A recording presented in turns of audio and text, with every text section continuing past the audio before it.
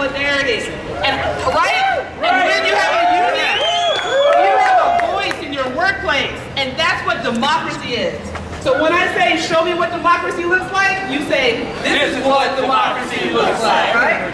Show me what democracy looks like. This is what democracy looks like. Show me what democracy looks like. This is what democracy looks like. Show me what democracy looks like. This is what democracy looks like. Show me what democracy looks like. This is what democracy looks like. Show me what democracy looks like. This is what democracy looks like. Remember that moving forward. Your union is your democracy. Thank you.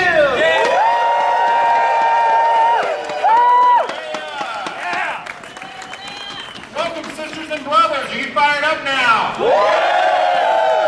My name is Graham Trainer, and I'm so proud to serve as the Chief of Staff of the Oregon AFL-CIO, and in large part because we are a strong, vibrant, diverse, and growing workers' movement in Oregon. Am I right?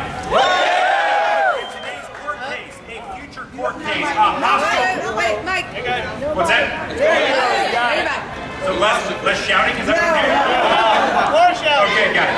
A hostile anti-union president. Nothing will stop workers from coming together in their workplaces, in their communities, and winning. Am I right?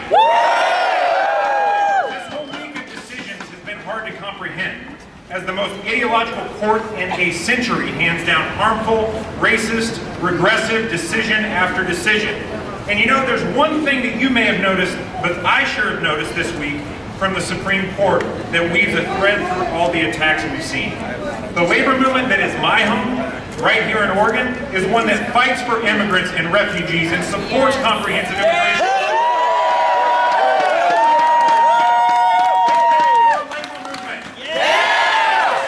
The labor movement that is my home is one that fights for the rights of women in their workplace and at home. Is that your work? Is that your labor movement? My home will never, ever back down from those commitments, regardless of what a Supreme Court says. Is that how you feel? Yeah! And because the labor movement in Oregon is made up of workers whose core belief is one that we're in this together, and the 1% can never take that from us. Do you feel that way too? Yes! And in spite, I've got some positive news to share, because in spite of the despicable week we've just all experienced with the court, workers are standing up, fighting back, and winning right here in Oregon. Just in the last few weeks, nearly 2,000 faculty at the Oregon State University have just formed their unions.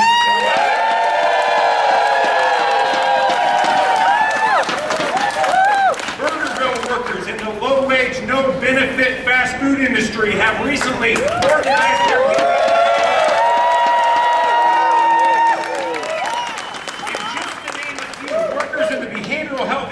Right here in Oregon, in the region, are standing up, joining unions, and bargaining a better life for themselves and their clients they serve.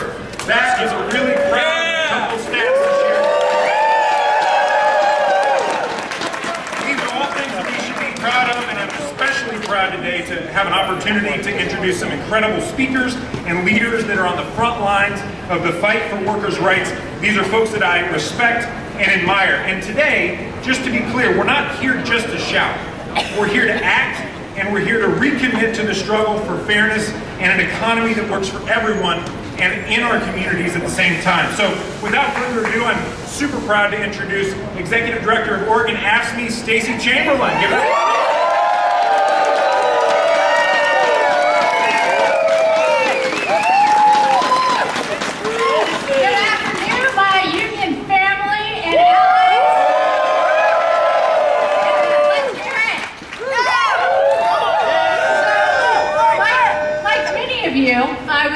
I was disappointed this morning when I heard the Supreme Court case decision in Janus v. AFSCME Council 31, but I wasn't surprised.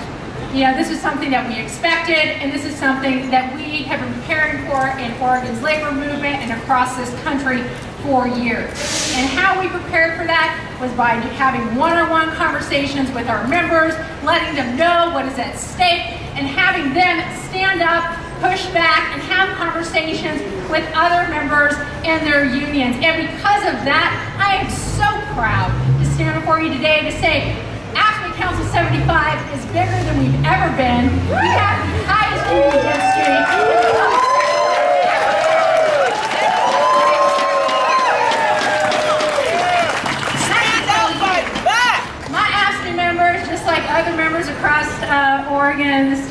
aren't afraid to stand up and push back.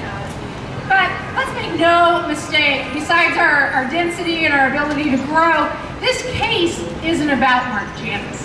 Mark Janus is just a symbol, and he was the most paid patsy of the corporate, I mean, let's just call it what it is, frankly, of the corporate interests. I mean, these are money interests, the Koch brothers and their like, trying to get richer, trying to privatize public services, trying to do it on the backs and the services that public employees provide in Oregon and across this country, and that's not okay.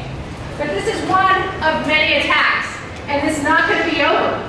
Because today, in a Bloomberg article, they got the paperwork and some information from the Freedom Foundation. And that's great, we can end.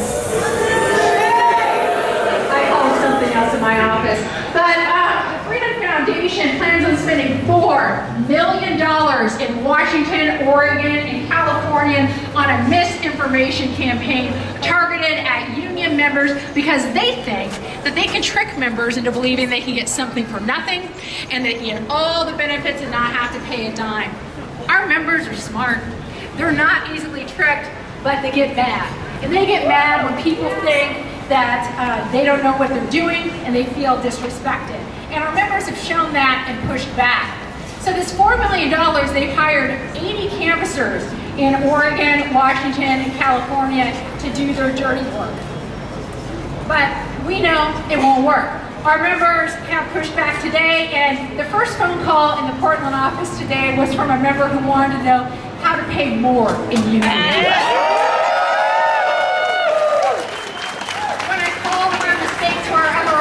To see if we were inundated with this flood of drops, the report back I got was that fair share fee payers, long-time fair share fee payers, were actively looking for leadership in the work site so they could sign a card. Yep.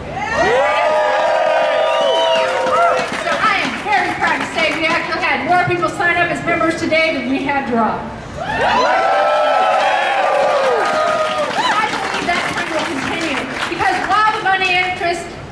They have lots of money on their side and they plan on hitting us, whether it's through legal fights, at the ballot box, trying to elect anti-worker, anti-family elected officials. They don't have what we have, because the heart of a unionist, the heart of the Oregon labor movement will not stand down and take these kind of attacks from them. So thank you for standing up today, and we continue to call on you to push back and stand up for what these workers deserve. Thank you.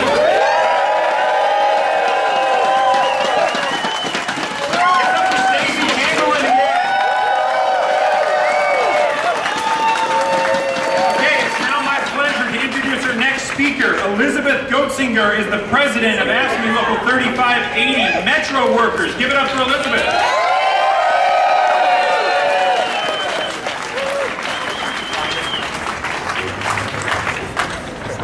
Hello, unionists and union allies. Today's Supreme Court decision was no surprise. We've seen corporate structures and the super wealthy rig the system for many years, and today we saw them use our court systems to attack us. As the president of AFSCME Local 3580, I'm sticking with my union and I'm making sure all my members know why they should too. Yeah. We are proud public servants, and the work that we do at the states, the counties, the cities, the programs and services we do support the people in our community, and our work as unionists is also deeply tied to that community. It is a commitment to helping others. It is a commitment to helping each other. We are stronger together, and today's ruling clearly is an attempt to divide us. But these attacks do just the opposite. They bring us together. This is about power, this is about standing together, and it's about knocking back when corporate America tries to keep us down. How many of you have had your lives changed by your union?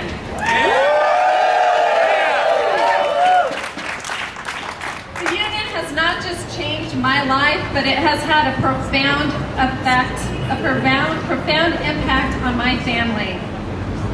As a single mother, I joined public service at a time when my daughter and I needed stability. I needed a living wage, and I needed health care. I quickly learned that it was my union I had to thank for these rights.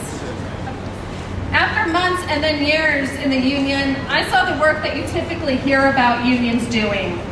Contract negotiations, grievances, fighting policies, unsafe work conditions. Those are the things we typically hear about when we hear about union work. But I also started hearing from my coworkers, who were then now my friends, about the behind-the-scenes work that the union was doing to support individuals, to ensure a worker's voice was heard, to ensure fair treatment. Was it a member's health crisis that was causing stress and impacting performance? Was it a bully manager, harassment, small things and big things? It was this work, the work that is unseen, the support that is so deeply felt by individual members, the community the union provided. This was the work that drew me in to become a shop steward. I started to help individuals, I started to help a group of workers, and then I joined our executive board. The union is more than a contract. It's more than dues. It is us. It is the people.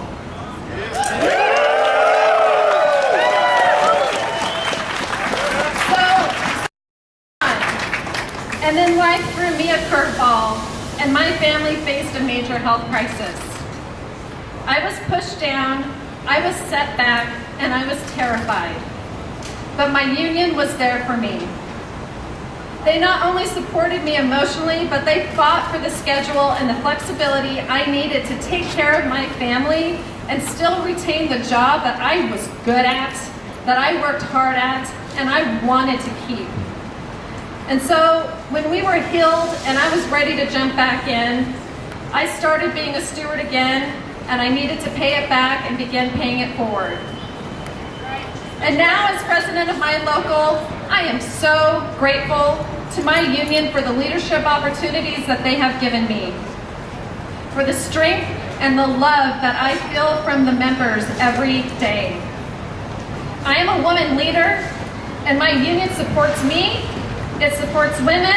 It supports all people, regardless of the color of your skin, your gender, your sexual orientation, your nation of origin, your citizen status. We are all welcome, and I am so proud of that.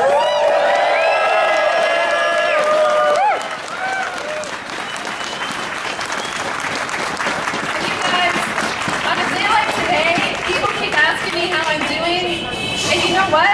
I am looking at all of you right now, and I am filled with love. I am filled with solidarity. This is your...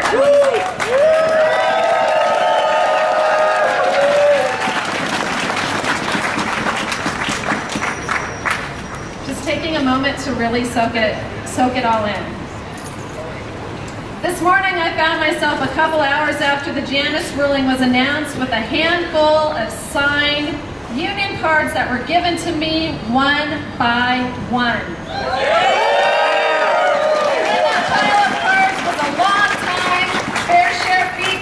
Who decided that today was the day to sign their union card and not leave that union. They stood in solidarity, and I'm so proud to have them in my union. No court case can change these experiences, the support and the advocacy that happens every day in our unions. We are a community, we stand together. I invite you to stand together this Saturday at 11 a.m. in the park blocks, as we continue as unionists to call for the immediate end to government separation of immigrant children and their families. Their fight is our fight, and they need our support.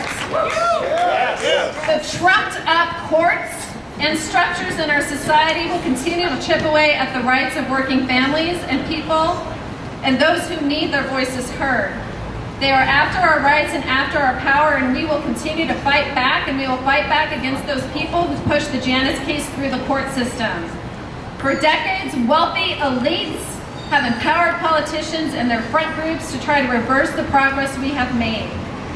The Janus case was spearheaded by the National Right to Work Legal Defense Foundation, a group that is, exactly. It's a group funded by corporate billionaires, including the notorious Koch brothers, who are not only after us, they are after the programs and services we do for our communities. Their right to work ideas and the racist roots of those ideas will not win. This is our country, this is our Oregon, and these are our union jobs. The Janus case does not decide this, and no politician or judge is going to decide the fate of our union. I am sticking with my union. Are you? Yeah! Were we fighting yesterday? Yeah! Are we fighting today? Yeah! Are we going to fight tomorrow? Yeah! Yes, we are. Yes, we can. Si se puede. I love you. In solidarity.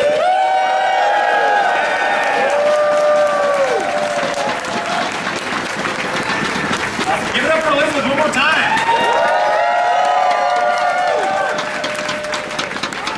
So I've been thinking a lot about why Oregon's a different kind of place. And it's obviously a different kind of place compared to states where anti-human, anti-union forces have taken hold and kept progress from being possible. And in the months and years ahead, Oregon will continue to be different as the labor movement changes, adapts, and continues to thrive. But Oregon will continue to be different because we have incredible, progressive, pro-union leaders at every level of government. Am I right? And so what I thought I'd do today is just share a few of the highlights from different tweets and statements of support from different elected leaders, and I wanted to start with Governor Brown. Governor Brown this morning tweeted, "Despite SCOTUS's disappointing decision, Oregon's unions will remain strong as long as union members stick together and continue acting collectively for the common good of all workers." Give it up for Governor Brown. Attorney General Ellen Rosenblum joined other AGs to actually sign on to the amicus brief in the Janus case, and has proven again this week that she's not afraid to go toe-to-toe with the Trump administration on critical issues facing Oregonians by joining 16 and counting lawsuits against this administration. Give it up for Senator Jeff Merkley tweeted this morning, "When unions win, everyone wins. Wages rise and conditions benefit and improve, and not just for unionized workers. Today's decision is a huge blow for working America, masterminded by the privileged and powerful." Give it up for Senator Merkley. Senator Ron Wyden tweeted this morning, "Oregonians know that everyone is better off when people can support their families. We must keep up the fight for fair bargaining rights in this Trump age of inequality." Give it up for Senator Wyden. Congresswoman Bonamici today tweeted, "Today's decision will hurt working families and organized labor, but unions have persevered in the face of adversity before and will again. The labor movement helped to build the middle class, and working families are the backbone of our economy." Pay attention here. We should be making it easier, not harder, for workers to join unions and collectively bargain. Congressman Blumenauer tweeted, "Americans need unions to combat an economy rigged against working people. This case was brought by a handful of billionaires to make it harder for working people to stick together." Give it up for Congressman Blumenauer. And our Speaker of the House, Tina Kotek, tweeted, "Today's SCOTUS decision is an attack on working Americans. No court case will stop workers from coming together to move Oregon forward." She also signed a supportive op-ed just a few months ago in the Oregonian. Give it up for Speaker Kotek. House Majority Leader Jennifer Williamson, in a statement today, said, "As the daughter of 2 union members, today's decision is disappointing. I know labor unions will remain strong and committed to advancing what's right for working Americans." Give it up for House Majority Leader Jennifer Williamson. I want to say there were also a lot of other statements happening, one in particular from Senate Majority Leader Ginny Burdick. Give it up for Ginny Burdick. We're also on the steps of Portland City Council, and thanks to those in Portland City Council who spoke up in support of working people today. Give it up for Portland City Council. And I think it's clear to you all all that it's not enough to tweet or issue statements, and we'll look forward to continuing and strengthening unions in Oregon in partnership with many of the leaders I just listed. But I want all the elected leaders that are here to come forward just to give a little love to you for being here in person, supporting working people.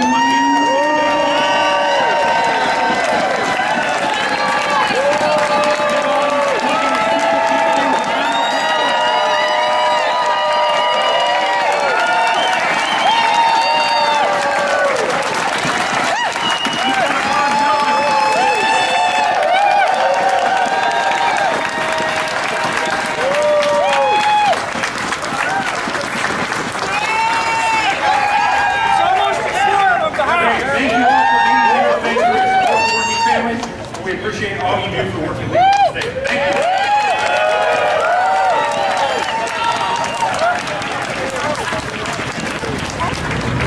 And now, back to a couple speakers to close it out. I wanted to, it's my privilege to introduce the president of SEIU Local 503, Steve Demarest.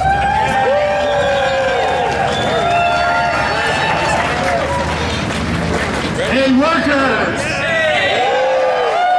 Hey, comrades! Hey, Oregon! There's some very powerful people that don't want you in a union. They don't want your families in a union. Hold on. You don't want them either. Can you hear me? There it is, there it is. I think it's there. Can you hear me? There's some powerful people, some very powerful people that don't want you in a union. They don't want your families in a union, and they don't want a union in your communities. They don't respect you, and they don't like your strength in numbers. They don't respect you, and they don't like your strength in lifting all workers up to prosperity. They don't respect you, and they don't like your strength in lifting up all people, irrespective of gender, color, national origin, or anything else.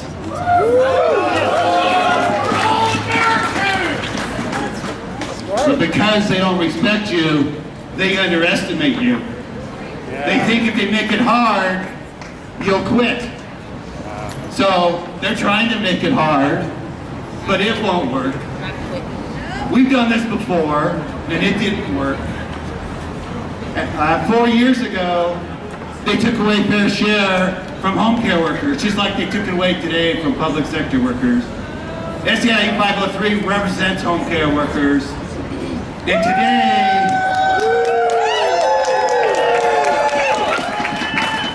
today, home care workers in Oregon are stronger and more powerful than ever. They gathered together in strength and unity, and they have won with higher wages and more respect for their job, and they're leading the country in this effort.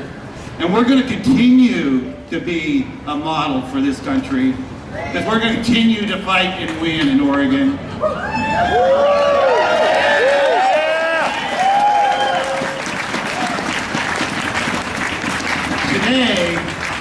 Today, more SEIU 503 represented workers signed membership cards than asked to drop their fair share.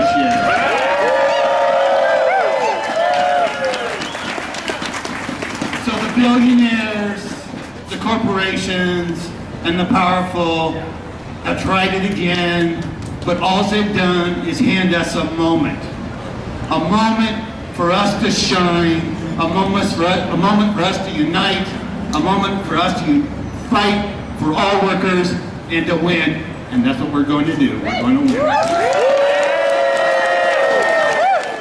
up for Steve once again. Okay, before I introduce our last speaker, I mentioned that today too, in addition to recommitting to this fight. Who has heard of IP25? Fantastic. So today we had a billionaire-funded court case that was handed down, and it ruled against working people. In Oregon, closer to the mic. Okay, thank you. So we had a billionaire-funded court case handed to workers today. And one thing we can do in our community right here in Oregon is to make sure that corporations that are publicly traded are making sure that they are and required to disclose their taxes and the taxes they pay to the state. Who's with me on that concept? Okay, well, it's just a concept right now. So we actually have initiative petitions in the crowd. If you're an initiative petition signature gatherer over here with the blue sheets, make sure everyone who is here signs this petition. We need to make sure it's before voters in November, and thank you for acting today. Give yourselves a round of applause. Okay, and it's my honor, my distinct honor, to introduce the final speaker today, my friend, my brother, my boss, president of the Oregon AFSCME, Tom Chamberlain.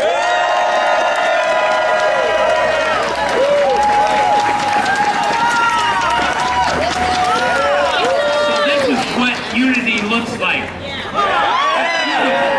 beautiful. You know, by theft, deception, and corruption, the rich, the powerful, and their minions have stolen the United States Supreme Court and are advancing a pro-wealth, anti-worker agenda that has resulted in the Janus decision today. Those forces believe this is the end of the labor movement. They believe it's the end of our political power. But they don't understand us. They don't understand the hearts of the workers. They don't understand our strength. Our strength is what's here today, and that's unity. Understand something. There was unions in this country before there were labor laws. Come on! We were bargaining contracts. We were building power. Men and women formed unions. We are the American labor movement. We've been kicked. We've been beaten, we've been killed, we've been in prison for fighting for working people, and that will not stop. The future of our movement is not dependent on the whim of a president or a decision by the Supreme Court. We are a nation of workers. We want a secure future for our kids and ourselves. And as long as workers dream of a better life, they will see our workers' movement as the only option. Yes, we're living through some very difficult times, but our movement will thrive and will survive. But we must not be discouraged, but rather find the strength and the determination to forge a 21st century workers' movement that builds power and reflects the broad diversity of our workers. More and more workers are looking to us as a vehicle of change. 62%. That's a good part, too. It's the best part. 62% of Americans support unions. That's the highest in 2 decades. And last year, for the first time in 25 years, we grew as a movement. 262,000 new workers. 4,000 in Oregon. You know, the Me Too movement.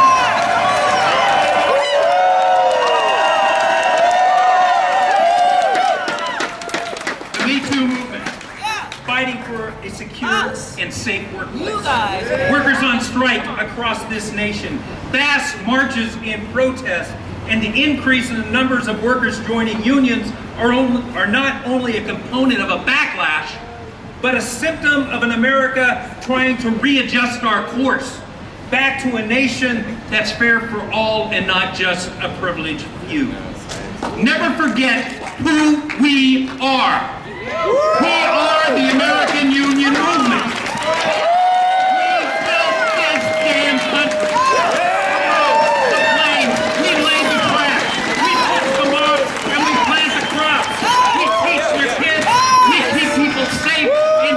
When they're sick.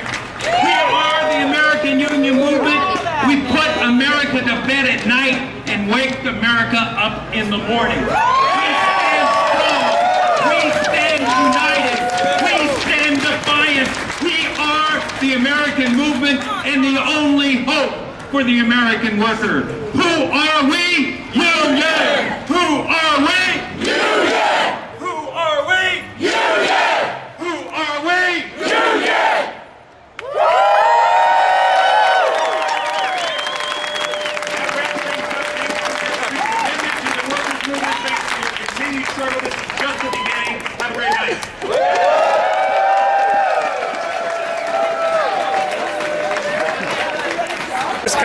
press release that went out this morning regarding kind of the context for the rally. Okay. It's the response from